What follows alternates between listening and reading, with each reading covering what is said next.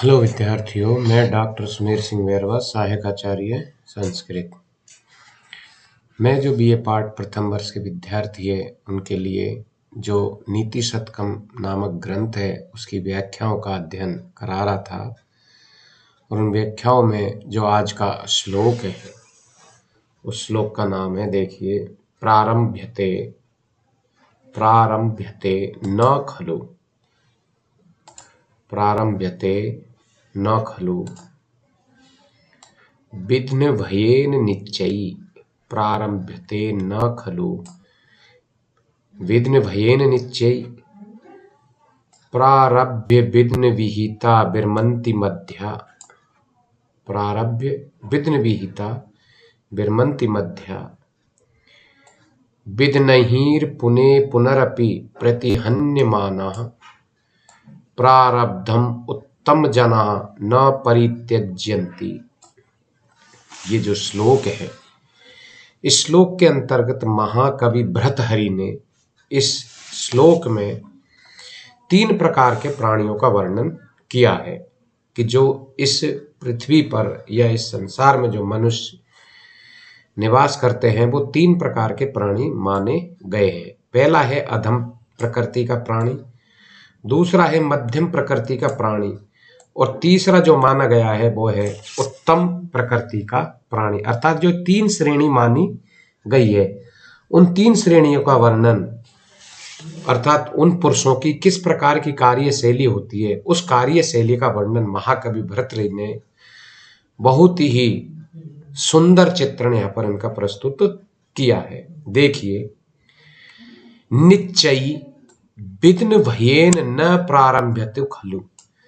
जो प्रथम प्रकार के या प्रथम श्रेणी के जो मनुष्य होते हैं, जो अधम प्रकृति के माने जाते हैं, या निश्चय विघ्न भयेन जो अधम लोग होते हैं, उनके द्वारा, अर्थात वो किस प्रकार के प्राणी माने जाते हैं, जो अधम प्रकृति के लोग हैं, उनके द्वारा विघ्नों के भय से न प्रारंभ्यते, कोई जब उनके लिए कार्य दिया जाता है तो वो विघ्नों के भय के कारण, उनके डर के कारण वो कार्य कोई प्रारंभ नहीं कर पाते हैं।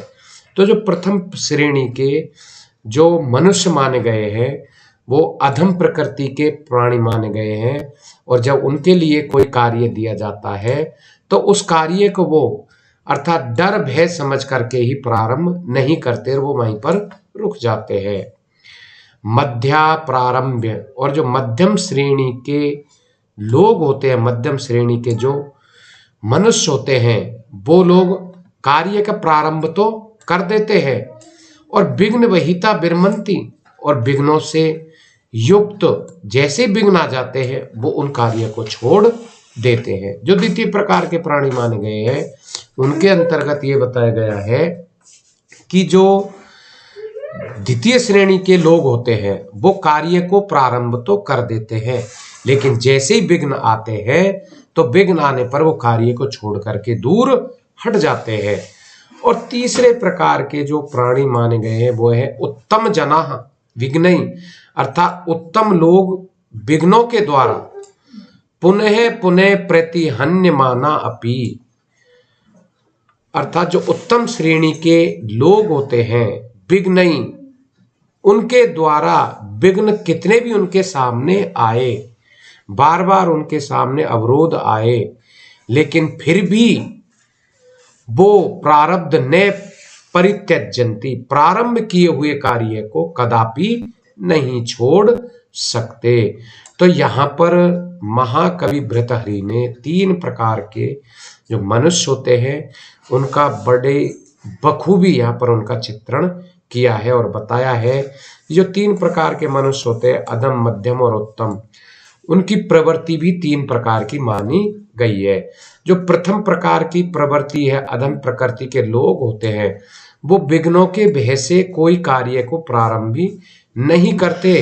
ऐसे लोग विघ्नों की कल्पना करते ही कि हम यदि ये कार्य प्रारंभ करेंगे तो इसमें इस प्रकार का विघ्न आ जाएगा, और इस प्रकार से वो काल्पनिक विघ्नों से भयभीत होकर के और अपना अधम व्यक्ति कार्य को प्रारंभ ही नहीं कर पाते हैं।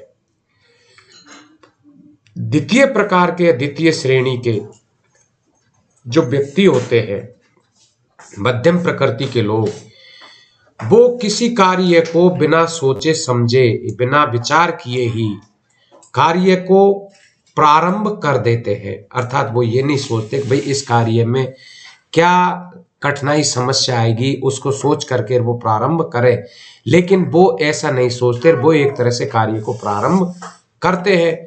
किंतु ये स्वाभाविक है कि कार्य का संपादन में विघ्न अवश्य ही आते हैं।